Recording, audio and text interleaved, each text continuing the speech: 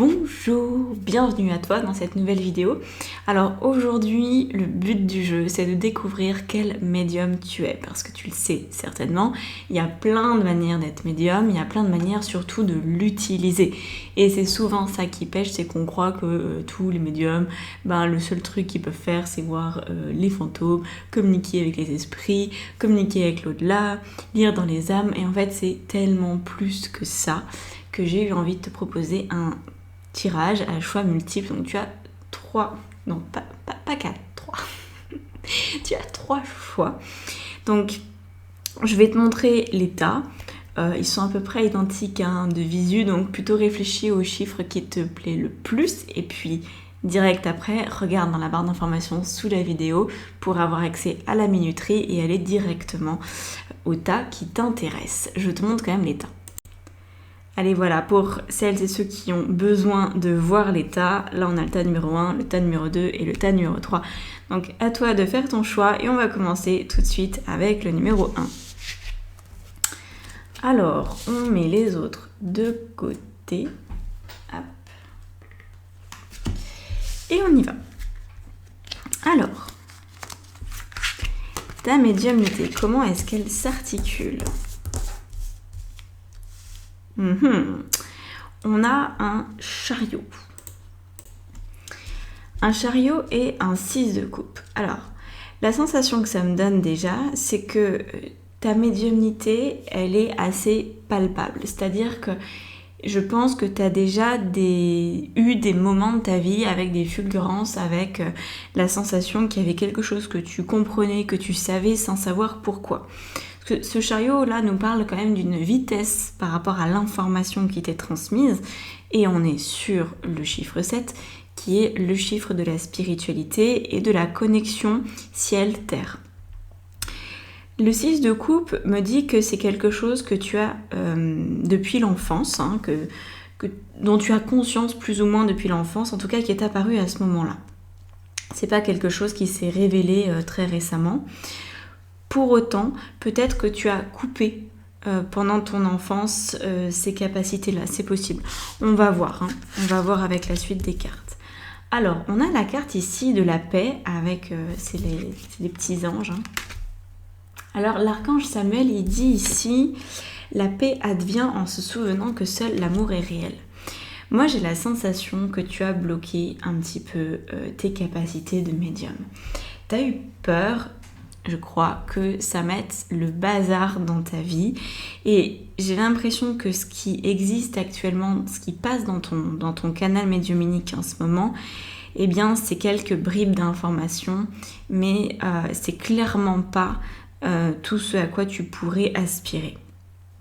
Parce que j'ai l'impression que tu te dis que ça va mettre du désordre, que ça va créer en fait de la guerre à l'intérieur de toi, des sources de conflits que tu vas peut-être avoir du mal à expliquer à ton entourage. Pourquoi est-ce que tu dis ça ? Pourquoi est-ce que tu ressens ça ? Pourquoi est-ce que tu as perçu telle ou telle chose ? Et donc, pour avoir la paix, franchement, j'ai l'impression que tu as coupé. Voilà. Alors, c'est pas coupé complètement, parce que de toute façon, on ne peut jamais couper complètement sa médiumnité. Ça voudrait dire qu'on devient un robot. Auquel cas, c'est pas ta situation, t'es pas devenu un robot. Mais il y a des émotions qui sont atténuées, il y a des ressentis, des perceptions extrasensorielles qui sont atténuées. Ok, on va aller voir ce qui t'est proposé pour la suite. L'amour, très bien. Les obstacles. On a la carte ici de la lettre. Et après, on aura une autre carte, je te la montrerai un peu plus tard. Alors, là on nous dit qu'il faut que tu bosses sur le fait d'être accepté avec cette médiumnité. C'est-à-dire que tant que toi, tu crois que ça va mettre le bazar dans ta vie, eh bien, tu ne pourras rien réouvrir. Donc, c'est en fait ce qu'on te propose de faire là, c'est un travail sur tes croyances, un travail sur la perception que tu as de toi et de l'impact, des conséquences que ta médiumnité pourrait avoir. Et on nous dit aussi une chose, on nous dit que il y a une... Je sens qu'il y a un conflit, il y a quelque chose qui n'est pas du tout net en fait dans ton énergie entre ce que tu penses être la médiumnité et ce qu'elle est vraiment pour toi. Voilà. Parce qu'on me dit ici que ta médiumnité, aujourd'hui, en tant qu'adulte, ok, pas telle que tu l'as connue enfant, en tant qu'adulte, elle passe dans les mots, elle passe dans les écrits, elle passe dans la communication en fait verbale.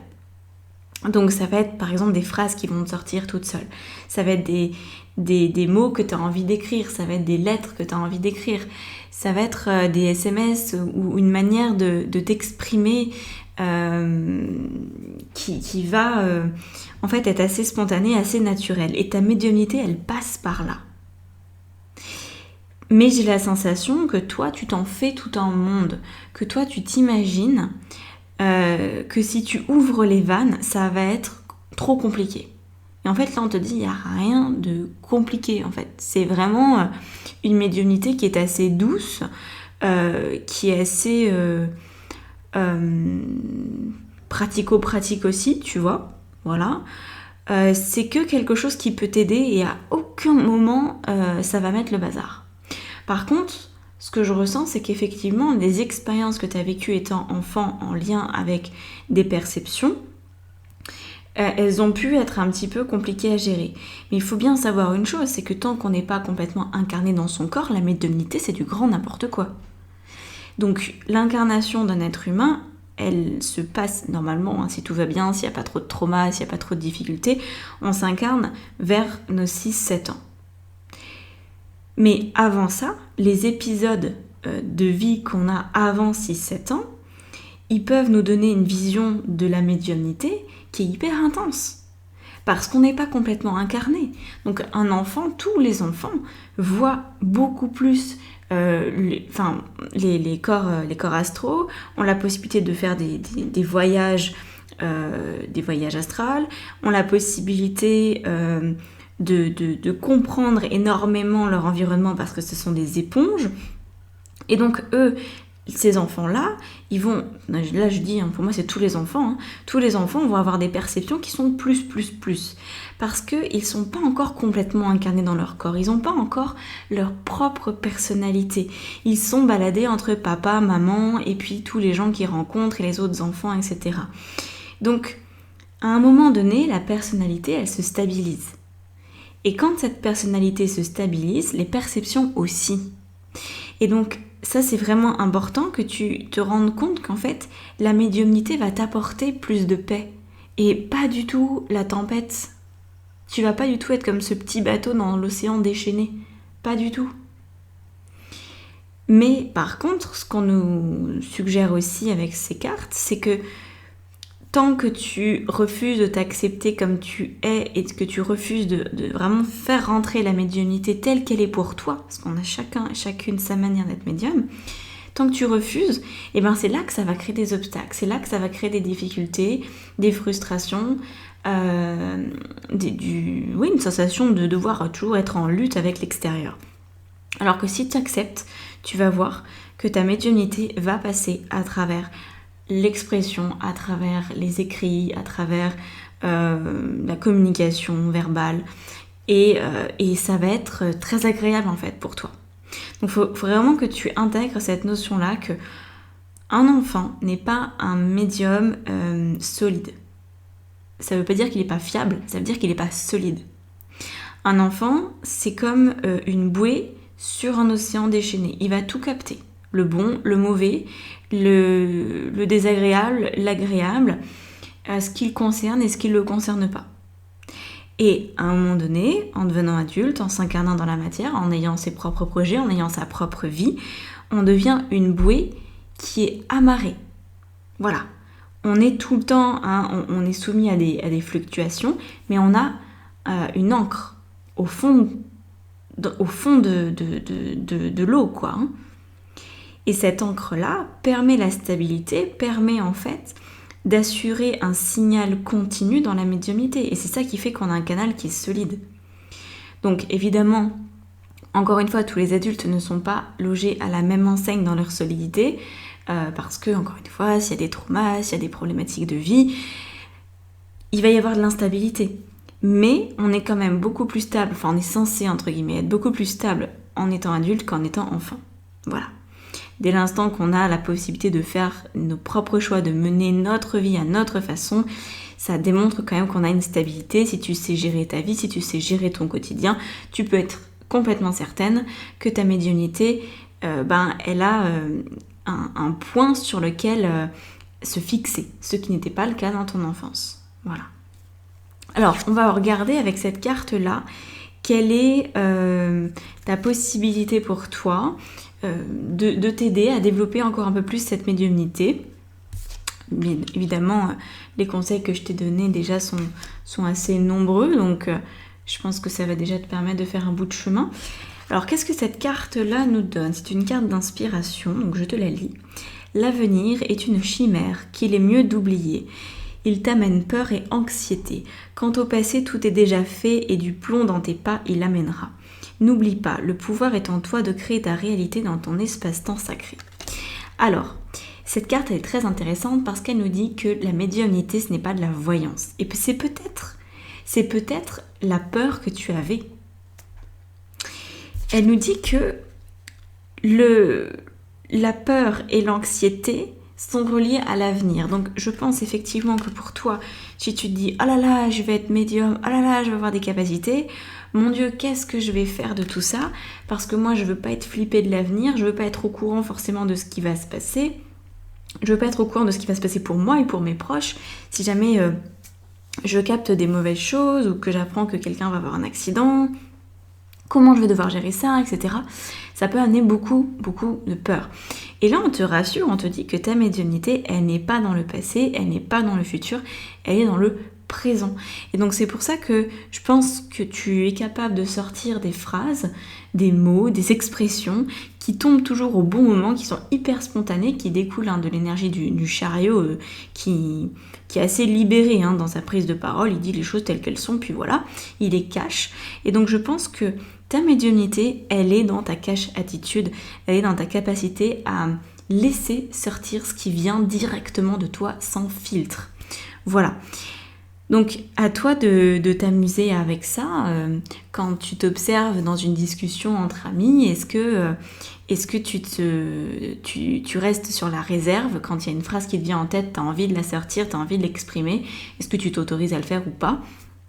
Quand tu as envie d'écrire une lettre, quand tu as envie d'écrire un post sur les réseaux sociaux ou quoi, est-ce que tu te laisses ce droit-là d'exprimer ce qui vient sans contrainte, sans compromis, sans filtre, parce que c'est vraiment ça qui va t'aider à développer tes capacités extrasensorielles. Voilà pour ce choix numéro 1. Donc, nous y voilà pour le tas numéro 2. Alors, qu'est-ce qu'on a pour toi? On a la reine de denier et le 9 de bâton. Ok. Alors, là, on nous parle d'une forme de médiumnité qui est en lien avec les éléments de la nature, avec les fées, les lèpres jaunes, les lutins, les gnomes, etc. Ok ? Donc, ça a l'air d'être ton mode d'expression, de communication privilégiée de ta médiumnité, c'est de passer à travers la nature, à travers les plantes aussi, les fleurs, comme si tu pouvais communiquer avec le vivant et peut-être même aussi avec les animaux. C'est possible que tu aies une capacité particulière de communication animale, que ce soit quelque chose qui fasse peut-être même déjà partie de ta vie ou qu'en tout cas ça te fasse envie d'essayer un jour de faire, je sais pas, de l'équithérapie, de la communication animale, de voir un petit peu quelles sont les relations humains-animaux. Et aussi, on a cette notion peut-être de travailler avec les devas, avec les fleurs de bac, avec les élixirs. Voilà. Ça me fait penser en fait à l'énergie des jardins de Pérélandra. Donc il y a aussi d'ailleurs c'est pas des huiles essentielles, c'est des élixirs, je crois. Élixirs de Pérélandra. Donc c'est une femme en Virginie qui a créé un jardin en écoutant uniquement les devas, donc les énergies de la nature. Donc un peu le chef des Devas, hein, c'est Pan, tu le connais ? J'imagine que tu as entendu parler de ça. Donc voilà, c'est une forme de mythologie de la nature, mais c'est vrai qu'on peut communiquer avec eux et on peut créer des choses absolument extraordinaires dans le monde végétal, dans le monde du vivant, avec ce type de médiumnité. C'est très très pratique. Et on est aussi sur l'idée de la construction. Plutôt intéressant. En fait, c'est très terre à terre ton truc et j'adore ça. Parce que c'est vraiment une médiumnité ultra utile. Et moi, c'est ce qui me botte dans la vie, c'est d'être utile. Donc, du coup, vraiment, ça a l'air d'être génial. Et je sais pas, on va voir comment tu peux le développer. Et quand je parle de construction, ça peut être par exemple... moi, j'avais rencontré une femme qui faisait ça. Elle était avec un architecte et en fait... elle avait des listes, par exemple, de matériaux, du bois, je sais pas, du chêne, du merisier, du houx, etc., etc. Et en fait, en demandant au Deva, en communiquant avec la nature, elle disait, voilà, ça, on va faire une maison, on va utiliser tel type de bois, et puis il faut tel métrage, et puis après il faut tel type d'écrou, et il faut tel type de métal, nanana, nanana, nanana. Et donc, elle faisait un plan complètement en lien avec cette communication qu'elle avait avec la nature, qu'elle avait vraiment mis du temps à mettre en place dans sa vie. Mais moi, j'ai visité sa maison et je peux t'assurer qu'elle était extraordinaire, cette baraque. Vraiment, on s'y sentait tellement, tellement, tellement bien. Et cette maison lui ressemblait à 300%. Donc, il y a ce côté-là, tu vois, très pratico-pratique, de faire une absolue confiance, en fait, en la nature et de laisser la nature décider de qu'est-ce qui correspond le mieux à quel terrain, etc. C'est absolument fabuleux. Donc voilà, bon, je m'emballe un peu, mais parce que c'est un sujet qui me passionne. On va regarder quel est le message de l'ange par rapport à ta médiumnité. Donc on a la salutation céleste. Alors qu'est-ce que ça nous dit ici ? Vos proches qui sont au ciel se portent bien, cessez de vous inquiéter et appréciez leurs affectueuses bénédictions. Ok, donc ça pourrait peut-être être en lien avec, même si c'est pas ça que je ressens, donc je vais le faire comme je le ressens. Je pense que cette carte nous parle effectivement de communication avec des choses qui sont mortes, mais pas avec des personnes. Voilà. Je pense pas que là ça concerne des gens qui sont amenés à faire du passage d'âme. Je crois pas que ce soit des individus. Et par contre, j'ai l'impression que c'est la nature, l'énergie de la nature qui meurt à chaque cycle. Comment t'expliquer ça ? C'est un ressenti assez particulier. Par exemple, quand tu marches dans la nature en automne, il y a plein de feuilles mortes sur le sol.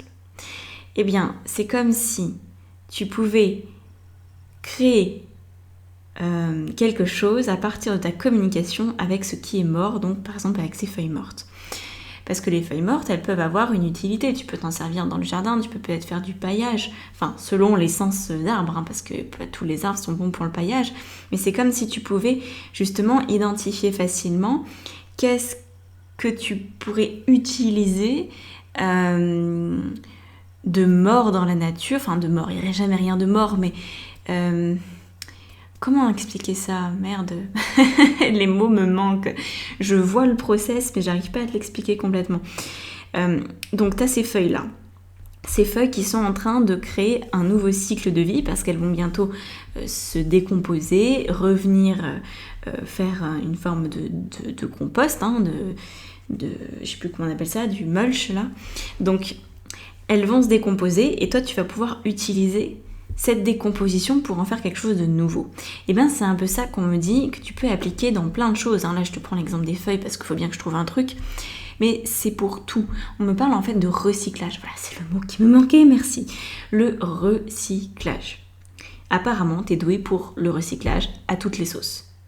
Donc peut-être dans l'ambiance aussi des zéro déchets, dans l'ambiance j'ai des fringues, je sais pas quoi en faire, et ben toi tu vas avoir une idée, tu vas me dire ah mais si, il suffit de couper ça comme ci, comme ça, puis tu vas voir, ça peut faire un sac.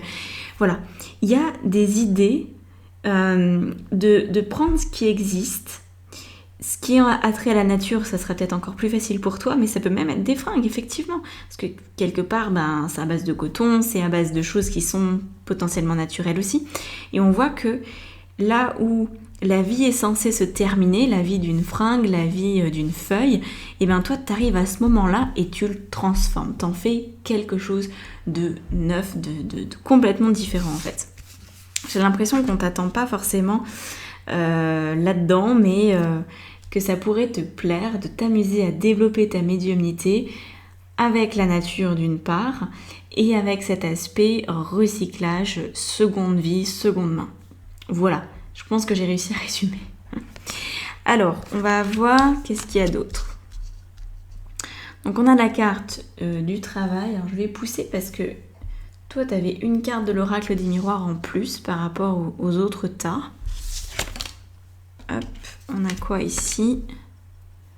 La poussée vers le haut. Dac. Et là, on a un soleil. Alors, on a 2 soleils. Il y en a un ici aussi. Donc, travail et verdict nous disent qu'en fait, tu pourrais utiliser ta médiumnité dans ton travail. Qu'en fait, ça t'aiderait. Ça t'aiderait beaucoup. Et le verdict, ça te pousse en ce moment à assumer vraiment cette médiumnité, à en faire quelque chose. Vraiment. Voilà. Donc, soit tu as la possibilité de l'utiliser dans ton travail, soit tu le fais à côté. Mais en tout cas, sache que c'est possible d'en faire un métier. Bon, on sait, de toute façon, c'est pas... va pas falloir attendre 20 ans de plus pour se mettre au recyclage d'absolument tout, parce que on arrive au bout de certaines ressources, on arrive au bout d'un certain aussi mode de consommation sur cette terre, donc très clairement il n'y a plus vraiment à attendre, à part le déluge. Donc voilà, on sait très bien que de toute façon le changement va venir d'initiatives individuelles, que collectivement rien va se passer avant qu'on soit vraiment au pied du mur. Enfin ça c'est mon avis, je peux me planter, mais j'ai vraiment l'impression que l'humain attend toujours le dernier moment avant de changer. Et donc là on te dit, si tu sens déjà un peu cette fibre en toi du recyclage, d'une nouvelle manière de faire le jardin, d'un attrait pour la permaculture, par exemple le jardin forêt, un attrait pour je sais pas, mettre un compost dans ton quartier, faire partie d'un collectif en lien avec ça, ou carrément en faire ton travail, ouvrir une friperie, je ne sais pas, ce genre de choses-là, et on te dit, va quoi. Parce que ta médiumnité, c'est là où elle est la plus forte. Elle est la plus forte dans le recyclage et dans la communication avec la nature.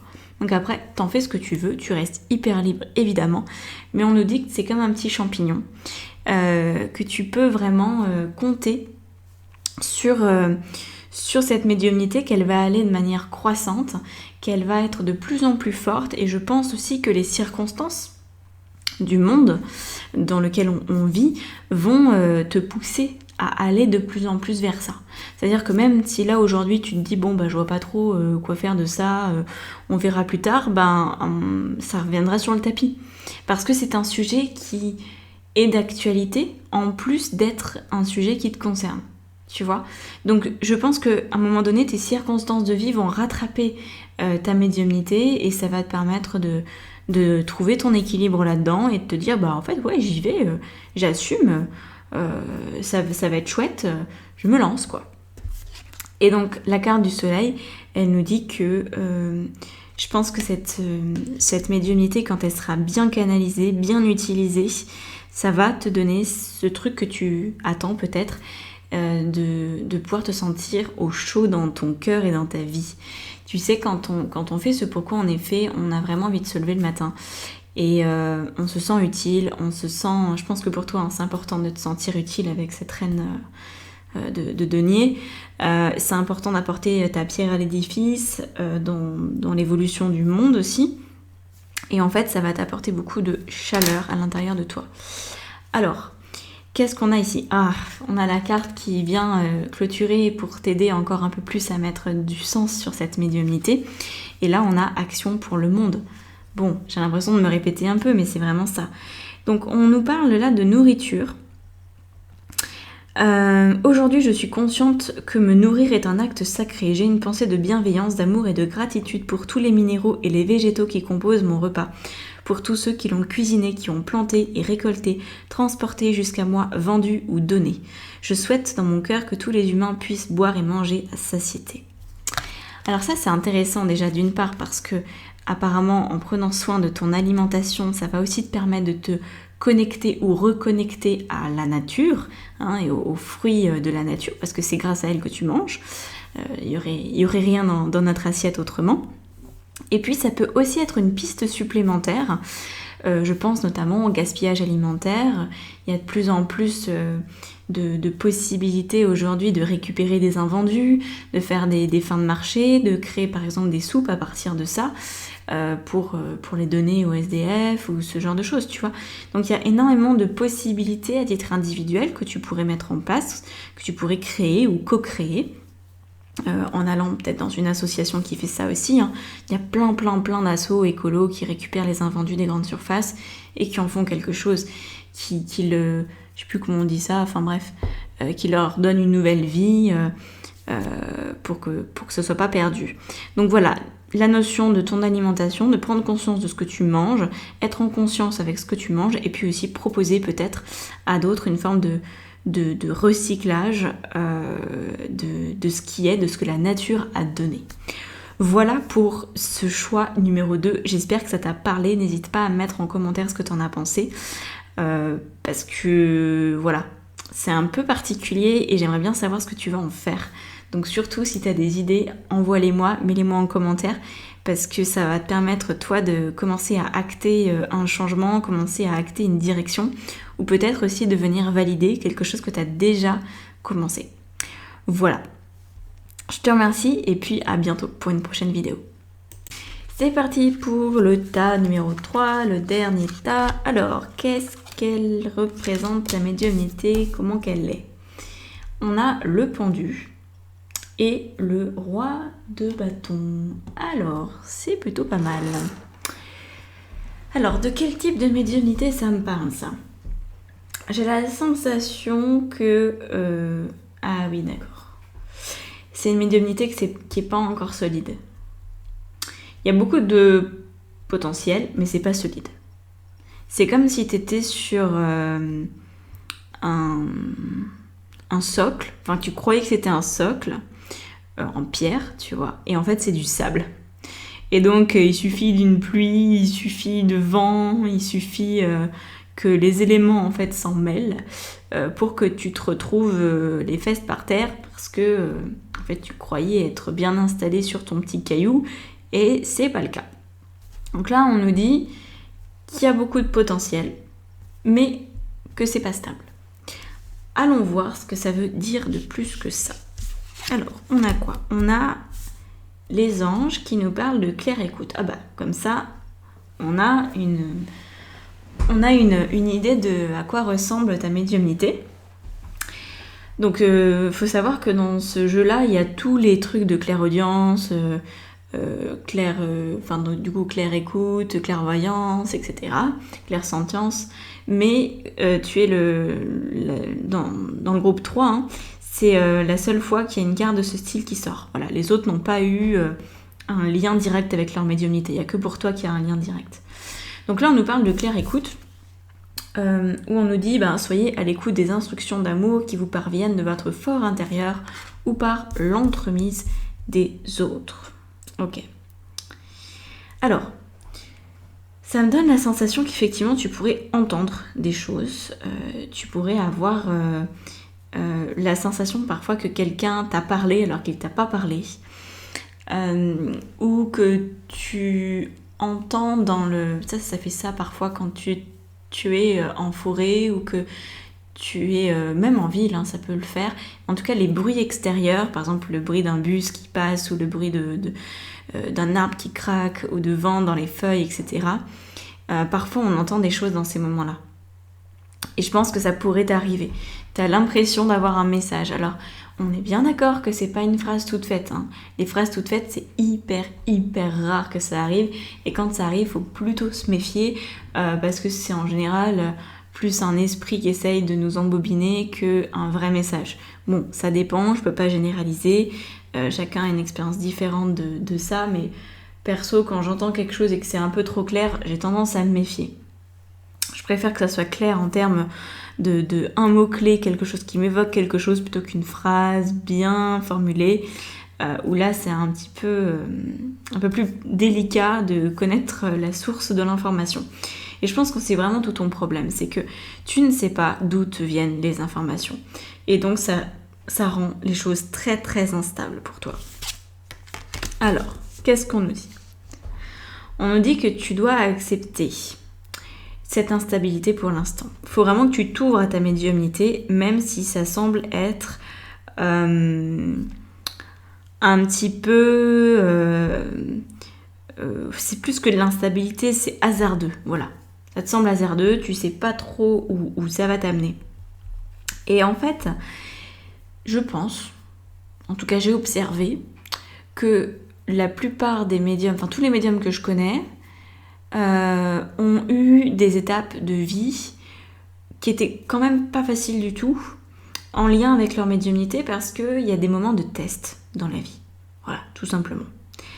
Des moments où on est face aux informations qu'on obtient et face à qu'est-ce qu'on doit en faire. Voilà. Qu'est-ce que je fais ? Comment je l'utilise ? À qui je le dis ? Comment ça se passe ? Parfois, il y a énormément d'informations qui arrivent d'un coup. On peut être blindé de perceptions. Et puis, une semaine plus tard, plus rien, nada, comme si on était complètement déconnecté de la source de tout. On ne ressent plus rien, on ne perçoit plus rien. Pour moi, c'était l'horreur absolue de vivre ces moments-là, mais ça arrive, et il y a plusieurs fois où ça arrive dans une vie de médium, en fait.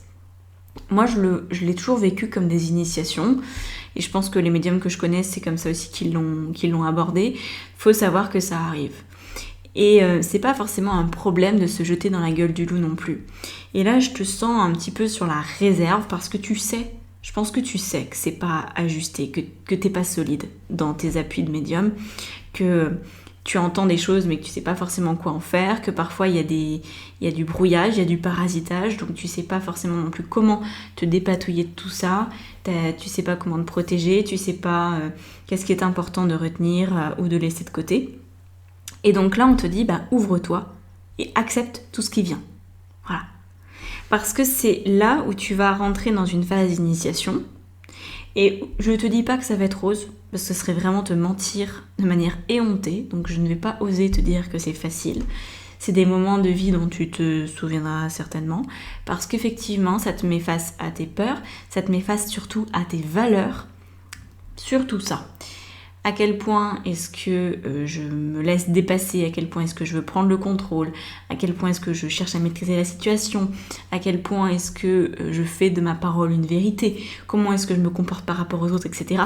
Les valeurs humaines, les valeurs d'éthique sont vraiment, vraiment chamboulées dans ces moments-là, parce que t'as vraiment l'image du diable et du démon enfin du diable et du démon, non pardon, là c'est deux choses pareil, du démon et de l'ange, qui s'affrontent à l'intérieur de toi et qui n'arrivent pas forcément à te faire ressentir si l'information elle vient du démon ou elle vient de l'ange. Voilà. Et sachant que le démon et l'ange, c'est en toi.